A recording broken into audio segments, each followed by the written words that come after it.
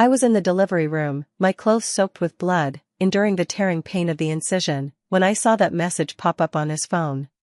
Come back quickly, don't let her get suspicious. The sender was Sophia, the one I trusted most. I lay there, my hand still holding the son who had been born less than 5 minutes ago, his phone having fallen from his pocket. The screen lit and went dark, lit and went dark again, each flash stabbing into my eyes like a needle. I didn't cry, I wasn't even surprised. It was just at that moment I suddenly understood what it means when a page in life is turned and can never be turned back. On the 30th day after giving birth, I woke before dawn. The baby lay curled in the crib, sleeping deeply, cheeks rosy, his little mouth twitching as if dreaming. I watched him for a long time until a faint ache swelled in my chest. Only then did I lower my head, unbutton my nursing top, and gently lift him into my arms. The room was oppressively quiet, apart from the child's and my breathing, there was no sound at all. I glanced instinctively at the bedside, where my husband should have been, empty, not even the blanket was disturbed. It was the 4th night he hadn't come home to sleep. My mother-in-law said he was busy with work, adding a touch of sarcasm, "You're almost finished with your confinement, why are you still so clingy?" I smiled faintly and said nothing. I'm not clingy, I just want to know where the man who walked into marriage with me and cut our son's umbilical cord with his own hands has put me now. There was the sound of a key in the lock at the door. I hurriedly put the child back into the crib, threw on my coat, and went out. You're back? I asked, keeping my voice low. He tossed his car keys into the bowl on the cabinet, his gaze flickered for a moment. Worked late, he said. I looked at the shirt he was wearing, so neat it looked like it had just been changed. Then at the shoes on his feet, the same pair as yesterday. The dust on the heels had shifted, which meant he'd been somewhere else, but certainly not the office. Have you eaten?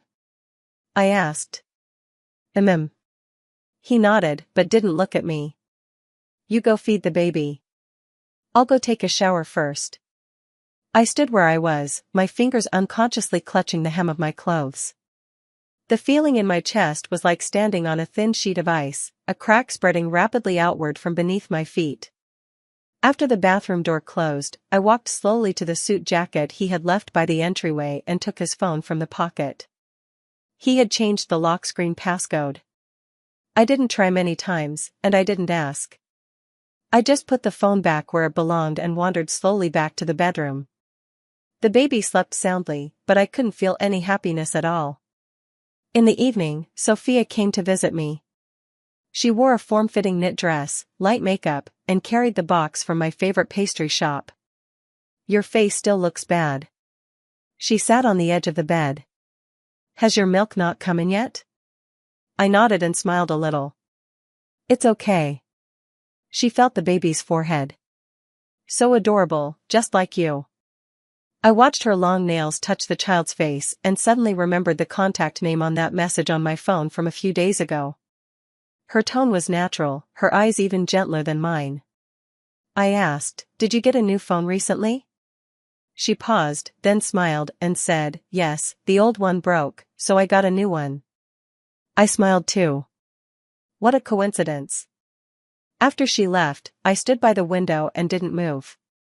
The streetlight below stretched her shadow long. After she walked out of the complex, she took out her phone and looked down to send a message.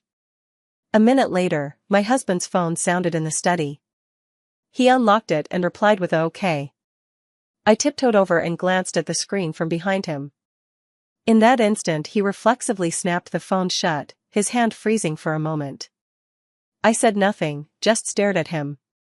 He was stunned for 3 seconds, managed a forced smile. A client is pushing for some documents, I was just calling back. Then he went out onto the balcony and closed the door. I didn't follow. I walked back to the living room slowly, picked up his suit jacket, and pulled out the receipt with the corner barely peeking out. It read, a certain upscale hotel, 2-person suite, 1 night. The date signed was the 2nd day after my child was born. I heard a lowered voice from the balcony, she didn't notice. I'll take care of it. I stood in the middle of the living room, the receipt in my hand slowly crumpling into a ball. That suffocating feeling rolled over me like a tide. The baby cried. I turned, walked step by step toward the room, and picked him up. His hand clung tightly to a corner of my clothing, his eyes were shut, defenselessly trusting me. I sat down holding him, and at that moment the tears finally fell, dripping onto his forehead. "I'm sorry," I choked out, "Mom picked the wrong person." His eyelashes fluttered, and a little froth appeared at the corner of his mouth. I bent down and kissed his small face, whispering, "But don't be afraid, I'll protect you, from now on." Outside, the sky at last grew a little brighter. I looked down at the child, and that message flashed through my mind: hurry back, don't let her get suspicious. The phone screen lit up again, and this time it was a location pop-up. His whereabouts were not the office, not a client's home, but my Sophia's house. At 4:30 a.m. I was woken by a faint buzz from my phone. The child was still fast asleep. I groped to turn off the bedside lamp. The room was as dark as a deep well. I didn't open that pop-up message. Instead, I tapped his location history. 2 nights ago, when his phone had been left on the sofa, I had secretly installed Find My device in the background of a social app. That blue dot sat quietly in an old residential compound in the city center, on a building I knew all too well. I could recognize the door number. That was Sophia's address.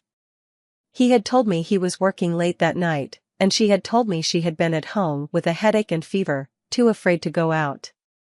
2 people telling different lies had, between them, spelled out a whole truth. I didn't shout, I didn't cry. I just put the phone back on the bedside table and stared at the ceiling for 10 minutes. Dawn was just breaking. I put on my coat and sent my mother-in-law a WeChat message: "I'm not feeling well today, I want to go back to my parents for a couple of days." She called back quickly, a thin thread of impatience in her tone: "The baby's almost a month old, why are you being so delicate?" I said, "The doctor advised it." She tooted and hung up. I finished packing, called a car, and gently placed the baby into the carrier.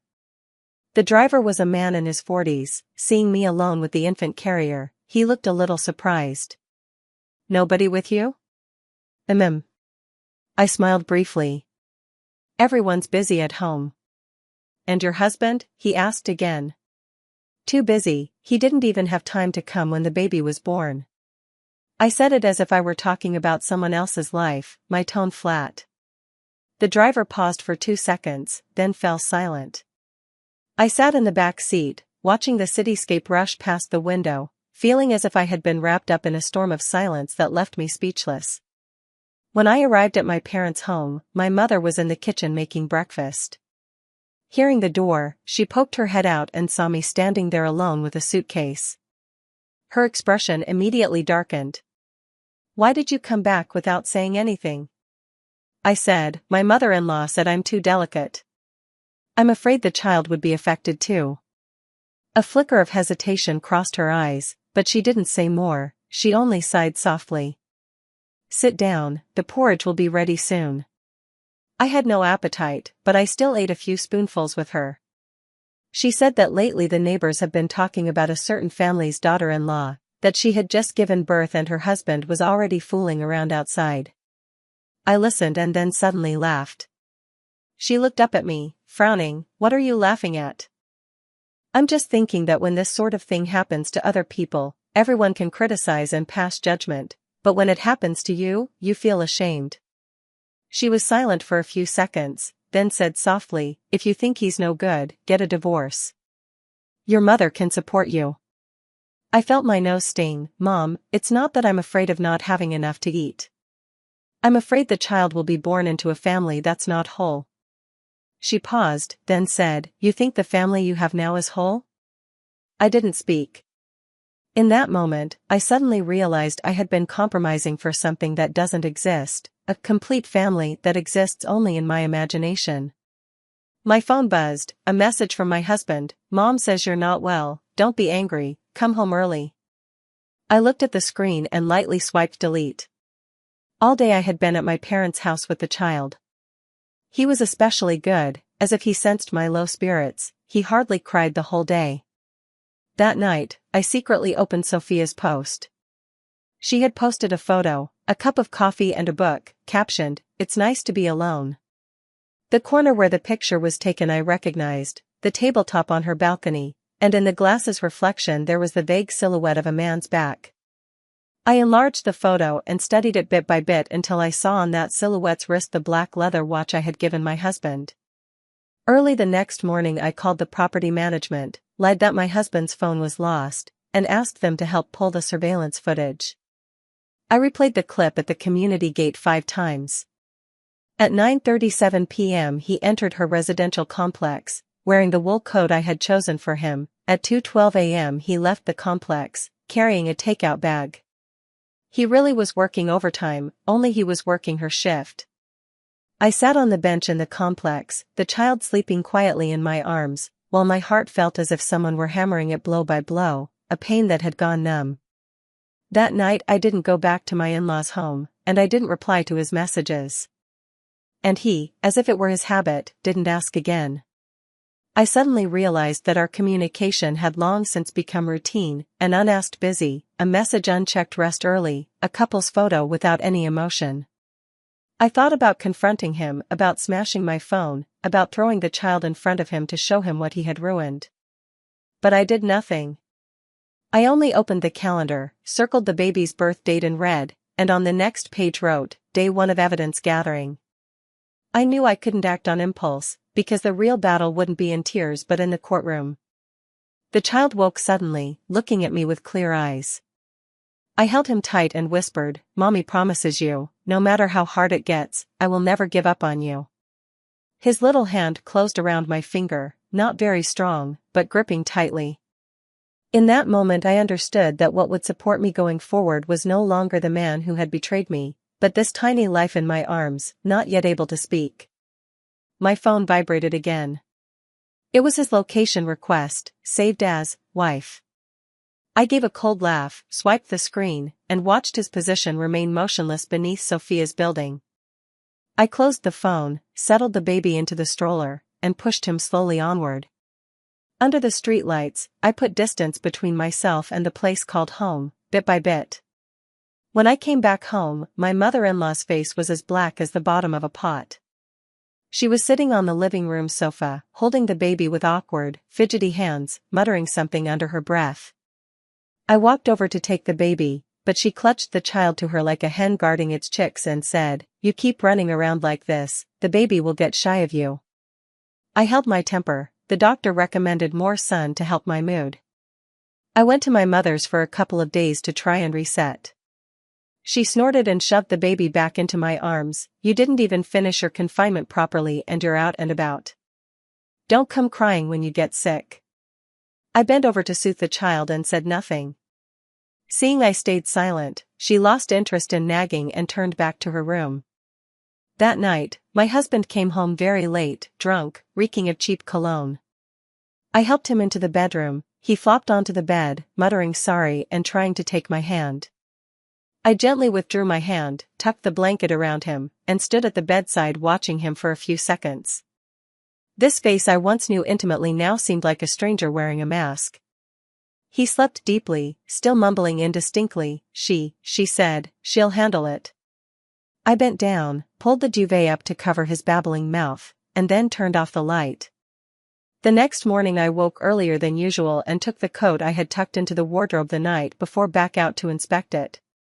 Sure enough, there was a restaurant receipt in the inner pocket clearly stamped romantic couples set. The time of the charge was 8:30 the previous evening.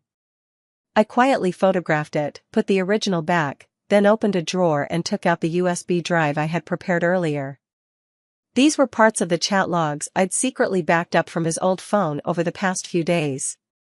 With the help of a tech-savvy friend, I used a recovery program to extract some deleted conversation fragments. A line on the screen almost made me choke. "She's too obtuse, she won't notice." That word "she" was me. The sender was him, and the recipient was that string of unfamiliar digits whose contact name had long been deleted, but by comparing photos I knew it was Sophia's old phone number. My hand holding the phone trembled, my breathing grew heavy. But I could not cry, could not make a scene, could not let him sense that I already knew everything. The moment I showed any reaction, I'd spook the snake. I needed more proof. Something clear, direct, indisputable. I wrote 3 tasks in my notebook: find their meeting records, retrieve his transaction history, get bed photos or recordings. This wasn't acting, it was survival. I understood clearly that once this marriage entered the divorce phase, with no children and no income, I would have to rely on evidence to fight for whatever dignity and leverage I could. I began to reorganize my daily routine, slicing the time I spent caring for the child into tiny increments, and reserving an hour each afternoon to take him for a walk, and during that hour I would detour past the office building where my husband worked to see if he was really working late. On the first day, he was indeed at the company. He didn't come out until 9 in the evening, his face drawn and tired, looking every bit like a husband who labored for his family. I started to waver. Was I overthinking it? The second day, he showed up beneath the office building but got into a stranger's car. The license plate wasn't his and it wasn't a company vehicle. I tailed them and saw the car park in the mall's underground garage. He got out and walked into a certain hotel. I stood behind the floor-to-ceiling window on the mall's 3rd floor, watching his silhouette step into the elevator, as if I were seeing myself locked inside that transparent box, unable to escape. He never came out. I waited for nearly 2 hours, my legs numb from standing, before I saw him walk out of the hotel shoulder to shoulder with a long-haired woman. She wore a mask, but I recognized that light gray trench coat. It was Sophia's. I took photos, I took videos, but my fingers kept mispressing because they were shaking. I didn't go home that night. I checked into a hotel with the child, staying in a room less than 2 kilometers from where he was meeting her. The child slept soundly while I lay awake all night.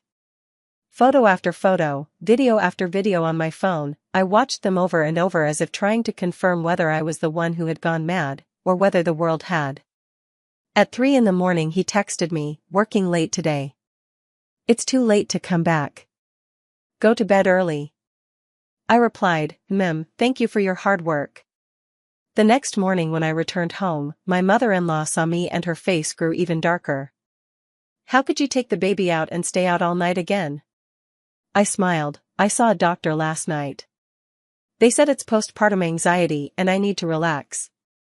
She pressed her lips together and said nothing more, only that her looks grew more suspicious. I knew that if I didn't hurry, it would be too late.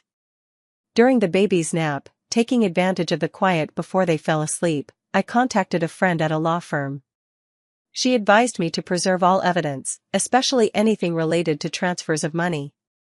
"If he's hiding assets or moving funds, this becomes more than just a marital issue," she said on the phone. "If you're going to sue, you have to do it with calmness, not with tears." I agreed, and I understood this would be a long tug-of-war. But as long as the child was by my side, I had a reason to keep going. That evening, my husband came home. Seeing my calm demeanor, he even bought me some fruit. He said, "I've been so busy lately, I haven't paid enough attention to you." I smiled and took the apple. "It's okay, I've been adjusting too." He breathed a sigh of relief, sat on the sofa, and started scrolling through his phone.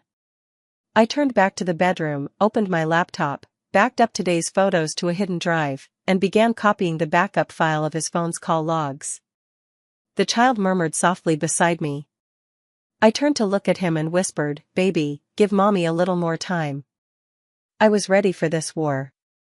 He would never have imagined that the obedient, quiet wife had, in the dark of night, drawn the first knife. That night he tossed and turned on the couch, unable to sleep. I lay in the bedroom pretending to be asleep, eyes closed, listening to him tiptoe to the fridge, drink water, light a cigarette. Wind blew in through the window, the door crack whispered. I did not move. After a dozen or so minutes he gently pushed the door open and looked at me. He said nothing and did not come in. In the end he closed the door and went out. I know where he went. The contact labeled dinner collaborator has been exchanging messages almost every day this week. I captured one of them and could clearly see the arranged time and place, and a blurry selfie, in a hotel room, he shirtless, and in the background that familiar gray-blue suitcase, Sophia's. This was no longer suspicion. It was naked evidence, the sound of the lie they had woven together for me coming apart. The next morning I went to the bank and pulled the statements for the accounts in my name. Our mortgage is under my name, and most household expenses go through my supplementary card. What I wanted to check was whether, in the past 2 months, he had used the joint account to spend money on her. Sure enough, on the statement I found multiple transfer successful entries, all to the same account ending digits. And that account was the ride-hailing payment account I had helped Sophia link years ago. I suddenly remembered that year when I helped her register for the teacher qualification exam using this very card. Later we laughed and said, "This card is like the witness to our friendship." Thinking about it now, it's ironically perfect. I held the bill and walked home very slowly. Movies played in my head, scene after scene of him washing my hair, her running errands to buy postpartum soup ingredients for me, the three of us taking a family portrait together. But now, in the photo they're still smiling, while I have become the biggest fool. I hadn't been home long when my phone rang. It was Sophia. "How have you been?" Her voice was as gentle as ever. "You didn't reply to my message yesterday. Are you feeling okay?" I sat on the couch, my fingers trailing along the rim of a glass on the table, saying nothing. She seemed not to notice my silence and went on as if to herself, "By the way, our college crowd is getting together next week. Are you coming? Your other half should be there too. He said he wanted to bring you along."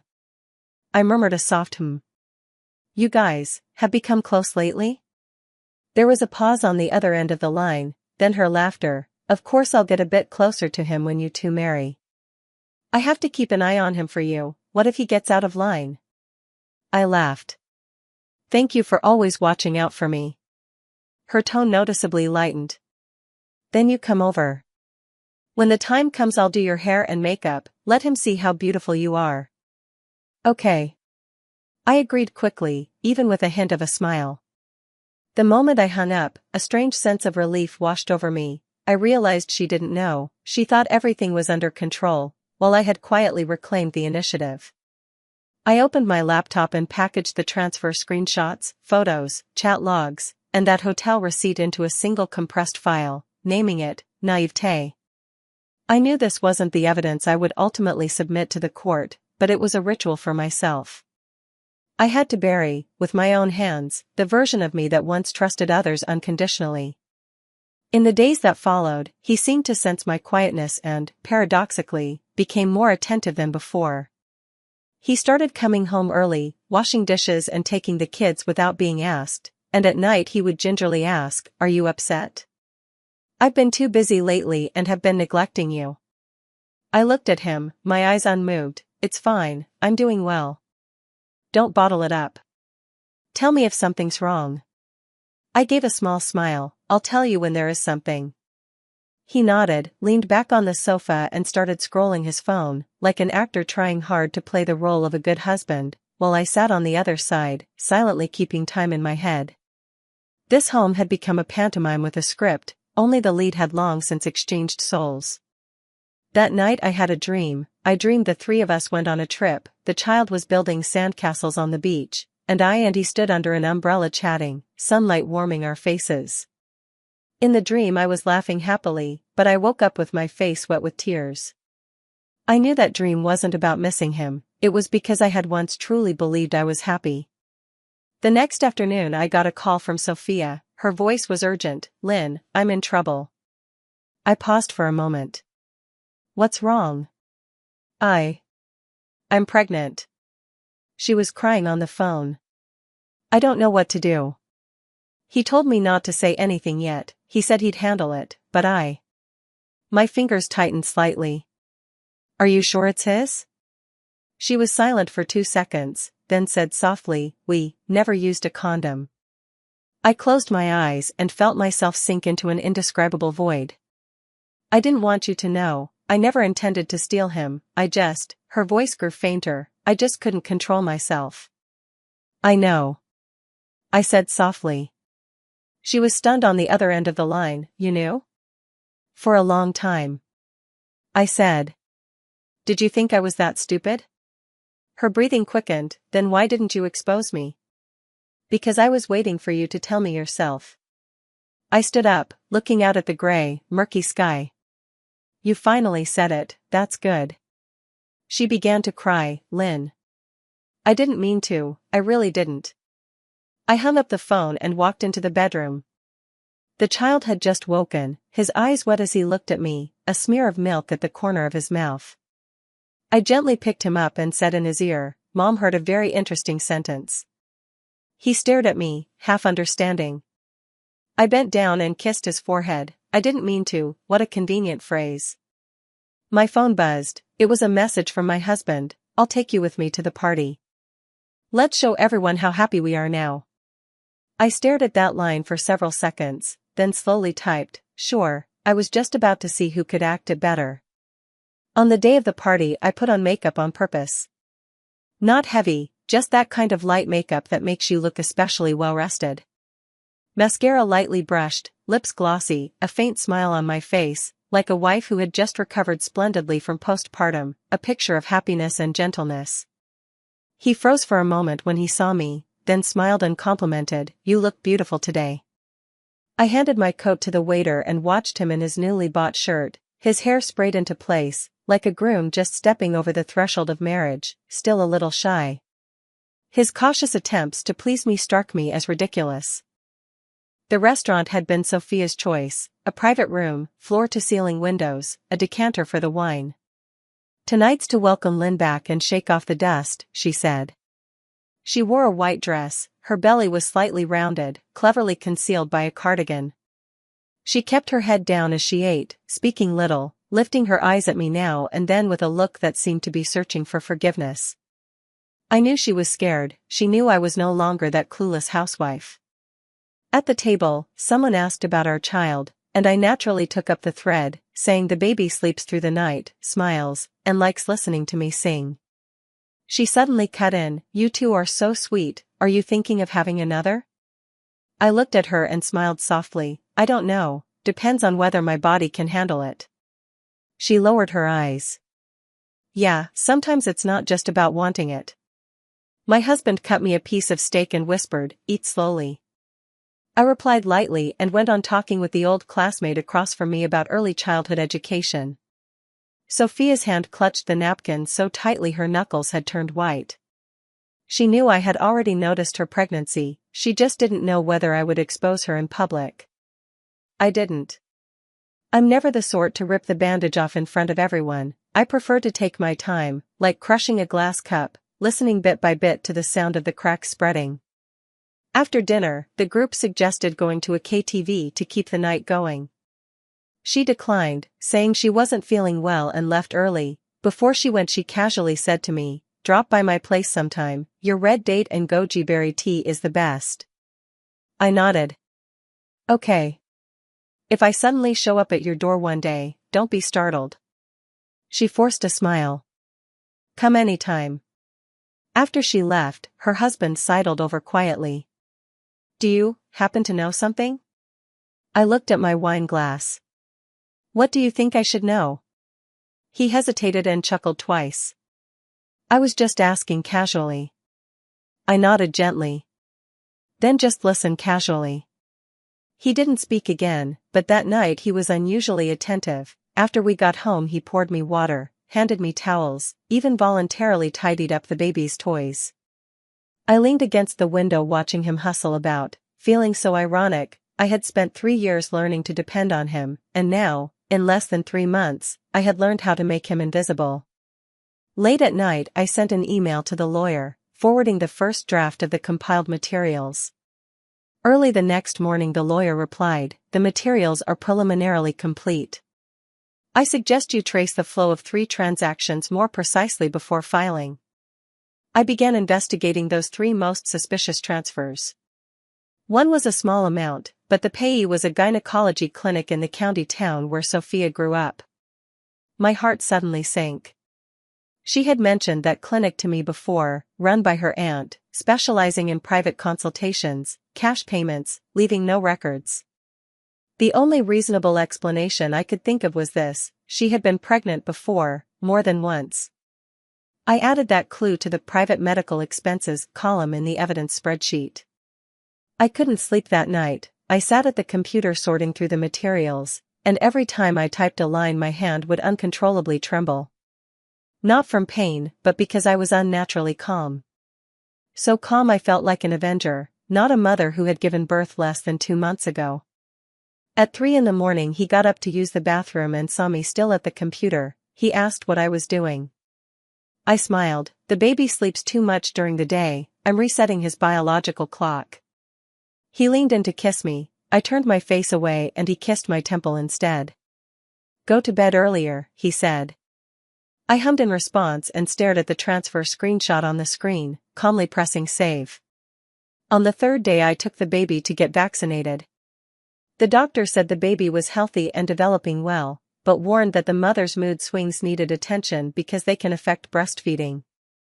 I nodded. I've mostly adjusted.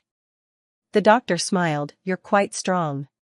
I returned his smile. Yes, I was strong, because I had no other choice. Back home, I bathed the child and dressed him in the new little bear onesie. He giggled on the bed. I took a few photos and picked one to post. You grow up smiling, and that gives me a reason to keep living. My husband liked the post, no comment. A few minutes later, Sophia messaged me privately, you really look so good right now. I stared at her message and sent back a photo of the child, he is my life. She replied instantly, I understand.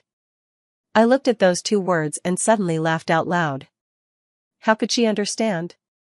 She took my husband, tried to steal my family, and now even has her eyes on my child.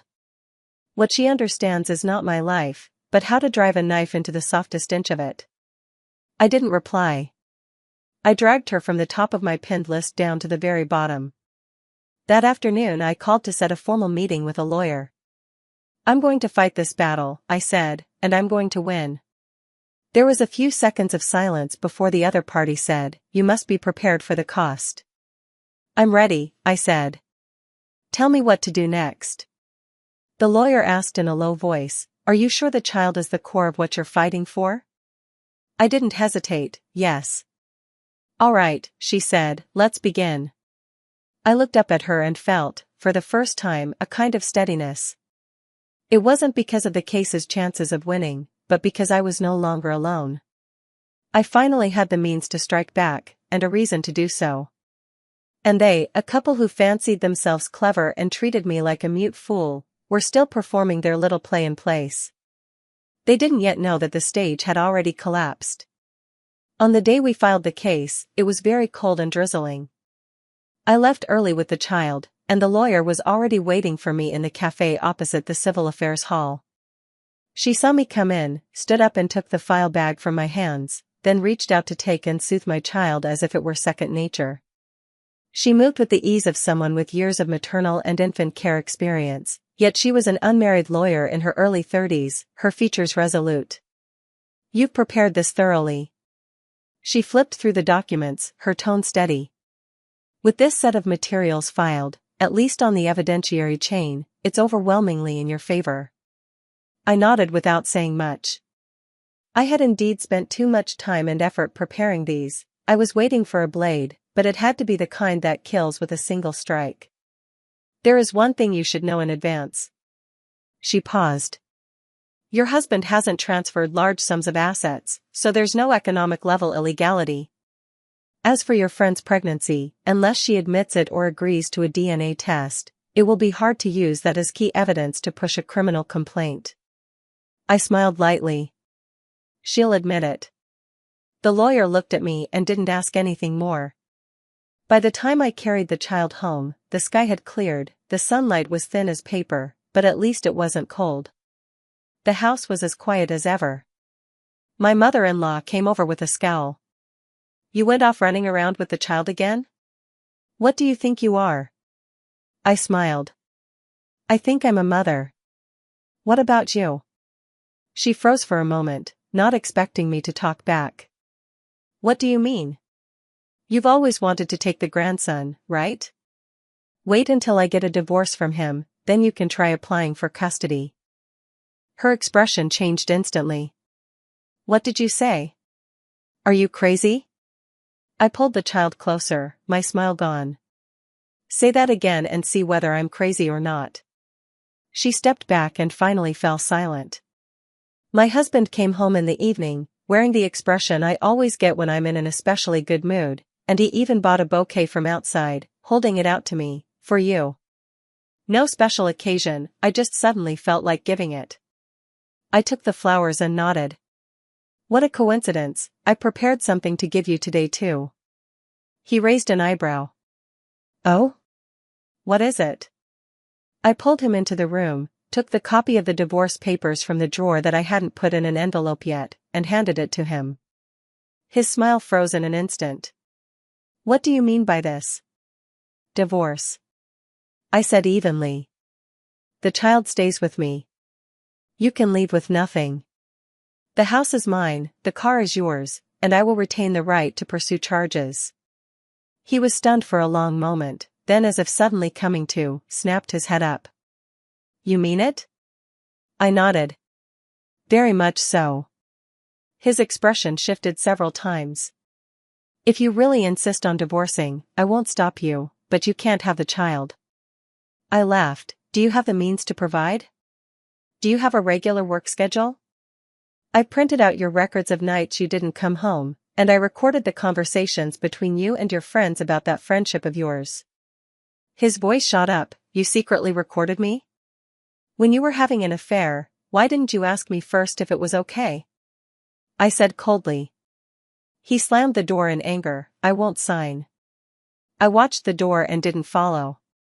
He wasn't afraid of losing me, he was unwilling to lose his control. He thought he could always wield over me the guise of doing it for your own good, but he forgot, even a hide like that will rot. The next day he indeed didn't come home. My mother-in-law didn't dare look me in the eye all day. At dinner she only said once, "Do you really want to destroy this family?" I put down my chopsticks. "I haven't had a home for a long time." She said nothing more. In the afternoon I got a call from the hospital. Sophia's name appeared on the emergency records. The doctor said she was bleeding heavily and needed urgent treatment, and the first thing she said upon being admitted was, "Please notify Lynn." When I arrived at the hospital, she was lying on the bed, her face pale, her lips bluish. When she saw me, tears poured from her eyes. "I'm sorry." I didn't go near her, I only stood at the bedside for 3 seconds. She said, "I saved the child." I looked at her, and for the first time I felt no anger, only a numbness. "You know, seeing you like this doesn't make me feel vindicated at all. Instead, it makes me a little sad." She sobbed harder. "I didn't mean to. I really. I looked down and cut her off. "You just want to snatch from me what you think you deserve. Too bad, you picked the wrong person." Her lips trembled as if trying to grab my hand. "I know I was wrong, please forgive me just this once." I took a step back, my tone as steady as if reciting a script. "I've forgiven you many times. From the first time you took him home drunk, to the first time you came to my house to cook confinement meals, every time you glanced at him, I kept telling myself she was just a friend." She cried without a sound, and suddenly the person standing before me felt utterly unfamiliar.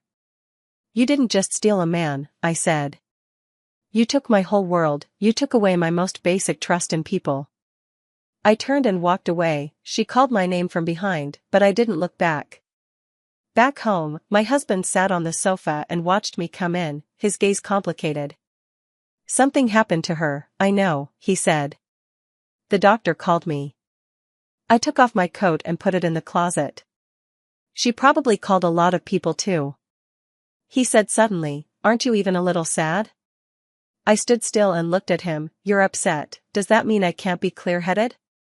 He shut his mouth. I didn't cook dinner, he didn't say a word. I knew he was starting to be afraid. He saw that I wasn't throwing a tantrum, I was truly preparing to end it. The next day I received a text from the court. The lawsuit had entered the trial stage. I held the child on the balcony, watching the road below glinting after being washed by the rain. The child cooed and smiled at me, sunlight fell on his face like a tiny glittering universe. I ran my fingers through his soft hair and said quietly, "Mom won't let you see dirty things anymore." He kept giggling, milk still at the corner of his mouth. I couldn't help but laugh out loud. In that moment, I felt like I had really won. Not that I had beaten the two people who had deceived me, but that I had beaten the version of myself who used to fall apart at the drop of a hat and cry through an entire pillow. He was still sitting on the sofa, his phone screen lit and went dark, no more messages, no more goodnights. At last, it was his turn to stay up alone. On the day of the court hearing it rained, the sky as gray as the veil they had draped over my wedding 3 years ago, dull, yet oppressively close, making it hard to breathe. I wore a minimalist cut black long coat, my hair tied back, light makeup, no jewelry.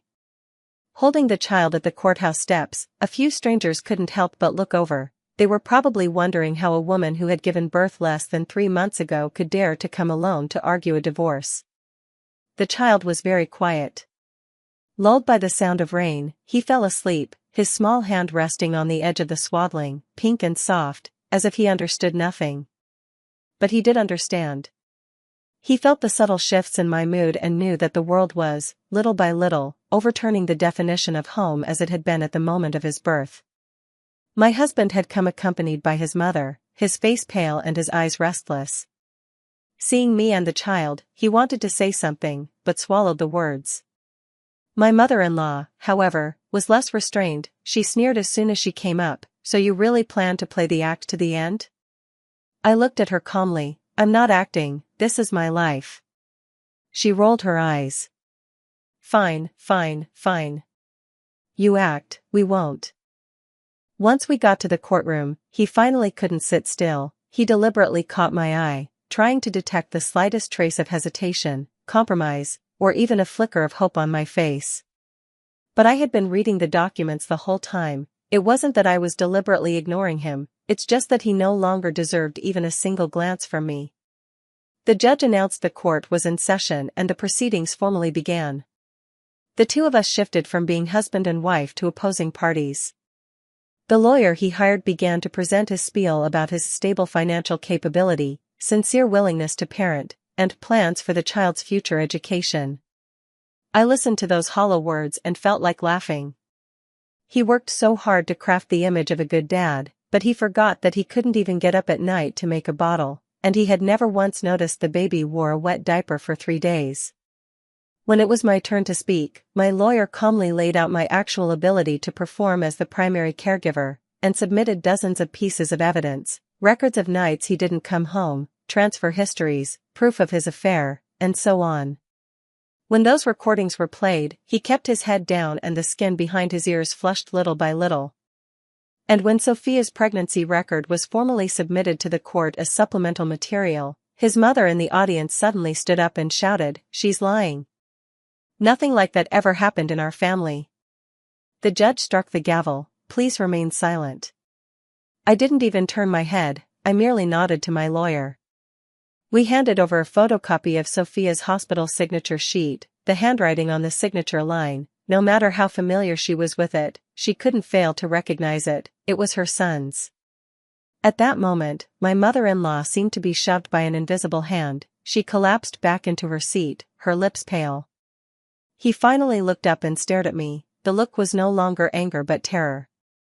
He probably truly never imagined that one day I would lay out all his filthy deeds, page by page, before everyone. The judge announced a recess. The next hearing would address custody and the division of assets. I walked out of the courtroom to find reporters already blocking the door. Someone must have leaked the news early, some snapping photos, others shouting questions. "Can you respond to whether the third party's pregnancy in this case is true?" I didn't stop. I only bowed my head and tightened the swaddling cloth. But the moment I stepped out of the courthouse, I suddenly remembered 3 years ago this man kneeling before my parents and saying, "Don't worry, I'll treat her well for the rest of my life." Now, that vow was nothing more than a puff of breath from his mouth, blown and scattered. That night I packed some of our things and moved with the child into a temporary apartment my friend had found. It wasn't big, but it was clean, sunny, with water and electricity in order. I stood on the balcony and for the first time truly felt the air of freedom. No mother-in-law's disdainful glances, no husband's perfunctory responses, and no Sophia's attentions. My phone lit up, a message from Sophia, we've already lost enough. Please stop, okay? I deleted her. Another message came in, this time from him. My mom's been unwell these past few days. Could you think about the child's custody? It's not that I'm not willing. I just want him to have more contact with us in the future. I replied, you're overthinking it. He was silent for 2 days after that. On the third day, he sent a photo of a court document, his signature on a consent form. The child is mine, the house is mine, he keeps the right to visit once a month. I stared for a long moment, then gently laid my hand on the child's back. He finally understood that I was no longer the woman he could control. That night I bathed the child, steam swirled around us, and he giggled as he grabbed my fingers. I held him against the headboard and, for the first time, closed my eyes without being on guard. In my dream I stood on the courthouse steps, the sunlight was blinding and the wind lifted my hair. Someone asked me, have you ever regretted it? I said, I don't regret the divorce, I only regret every moment I once defended him. When I woke, the child was tugging at my clothes, his face pressed against my chest. I looked at him and suddenly felt a measure of relief. I knew that for this story to come to this point was, in a way, the end of a chapter. But I had no intention of stopping there. A woman like me, who has been hurt and crushed, can't truly turn her life around by merely walking away. I will rise higher, force him to look up at me, make her regret her choices, and make everyone who underestimated me understand one thing. The kind of woman who can crawl back up from the ruins is the one you least want to mess with.